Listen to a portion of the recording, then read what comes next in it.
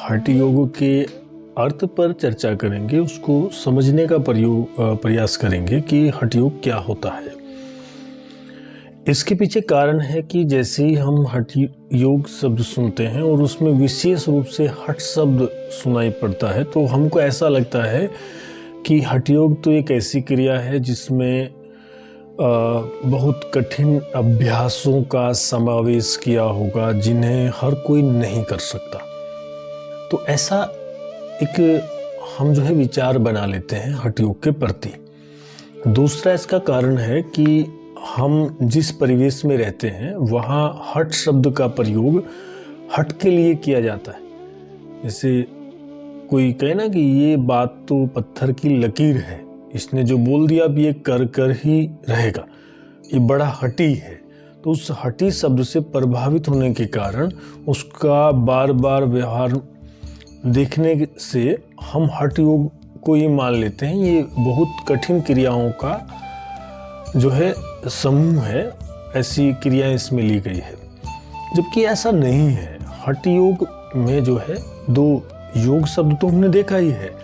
हठ जो शब्द आता है यहाँ हा का अर्थ होता है हकार अर्थात सूर्य नाड़ी, और ठा का अर्थ होता है ठकार अर्थात चंद्र नाड़ी।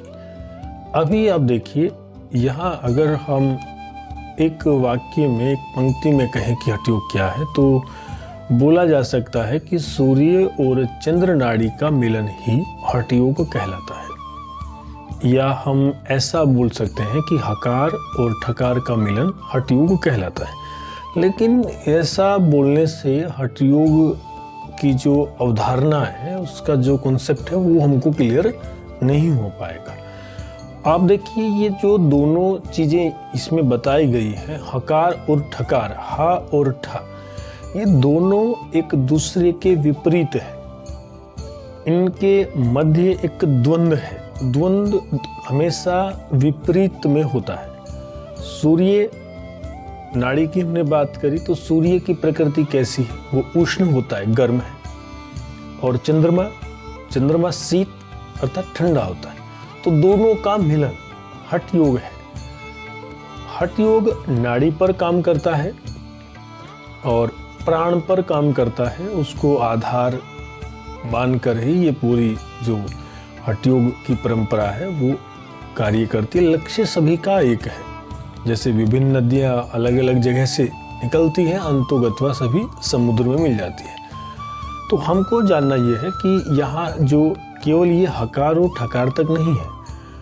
कारण है कि जो हमारी दाई नासिका है उसे हम सूर्य नाड़ी के नाम से जानते हैं। बाई नासिका को चंद्र नाड़ी बोलते हैं। ये कभी भी ऐसा नहीं होता कि दोनों नाड़ी का प्रवाह एक साथ चले। हमेशा कभी दाई नाड़ी सूर्य नाड़ी जो है वो चलती रहती है तो बाई नाड़ी शिथिल हो जाती है, कभी बाई नाड़ी चलती है तो दाई नाड़ी शिथिल हो जाती है। ऐसा इनका जो ये रहता है ना नाड़ियों का, इसके कारण हमारे शरीर का जो तापमान है वो नियंत्रित होता है।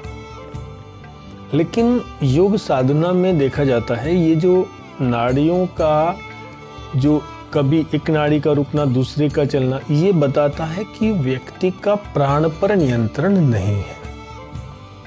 तो उस प्राण पर नियंत्रण हो उसके लिए यहाँ हठ योग में हकार और ठकार को बोला गया कि सूर्य और चंद्रमा का मिलन, कि एक ऐसी स्थिति आ जाए कि जब दोनों नासिकाओं में प्राण का प्रवाह समान रूप से हो, तो उस स्थिति को हठ योग कहते हैं।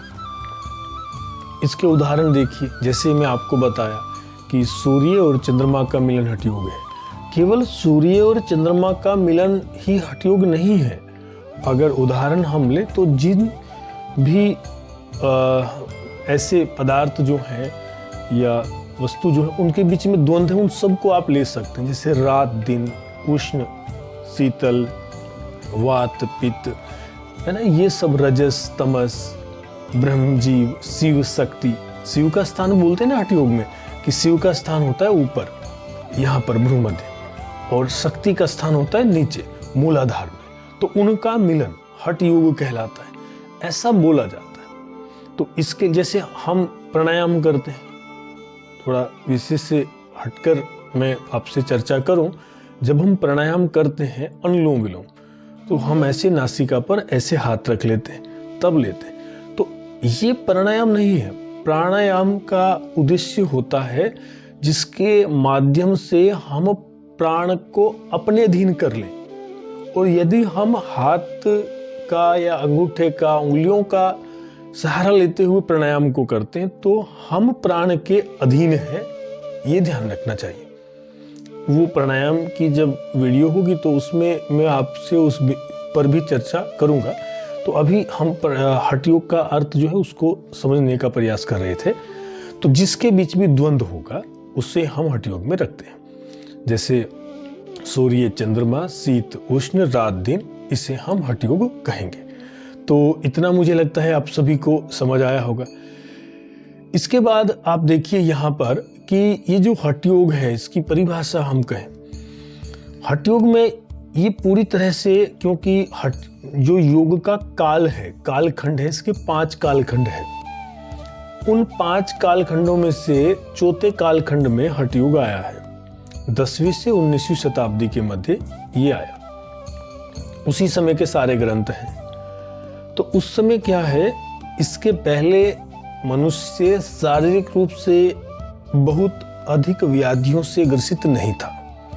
लेकिन जैसे जैसे हम समय बीतता गया और हम आधुनिकता की दौड़ में आगे बढ़ते गए तो हम शारीरिक रूप से बहुत सारी व्याधियों ने हमको चारों ओर से घेर लिया। आपको अपने योग दर्शन नहीं पढ़ा, योग दर्शन के पहले अध्याय के 30वां जो सूत्र है उसमें भी आता है, अंतराय बताए हैं वहां पर, व्याधि स्त्यान संशय प्रमाद आलस्य अविरति भ्रांति दर्शन। तो वहां उन्होंने बताया कि सबसे पहला अंतराय जो है वो व्याधि है, कि यदि कोई शारीरिक रूप से अस्वस्थ है तो वो योग साधना नहीं कर सकता। योग साधना क्या, वो अपने किसी भी कार्य को अच्छी तरह से नहीं कर सकता। कहा जाता है ना कि स्वस्थ शरीर में ही स्वस्थ मन का निवास होता है। तो इसलिए हठ योग जो है वो बहुत अधिक स्वास्थ्य पर बल देता है। इसी कारण यहाँ पर आपको आसनों की संख्या, प्राणायाम की संख्या बहुत अधिक मिलेगी। पहला जो ग्रंथ इसका मुख्य रूप से, जिसको हम हठ प्रदीपिका कहते हैं, उसको आप पढ़ोगे तो वहाँ जो षट कर्म है, क्रियाएं जिसे कहते हैं, उनको विकल्प के तौर पर रखा गया है कि इनको जिसके शरीर में वात की, पित्त की, कफ की विषमताएं हैं, वो सामान्य अवस्था में नहीं है ना, विषमता है, वो इसको करे।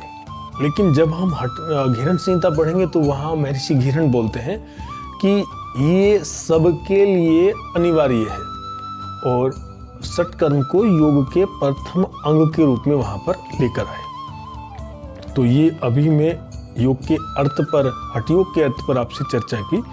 इसकी जो विभिन्न परिभाषाएं हैं उनको इसकी अगली वीडियो में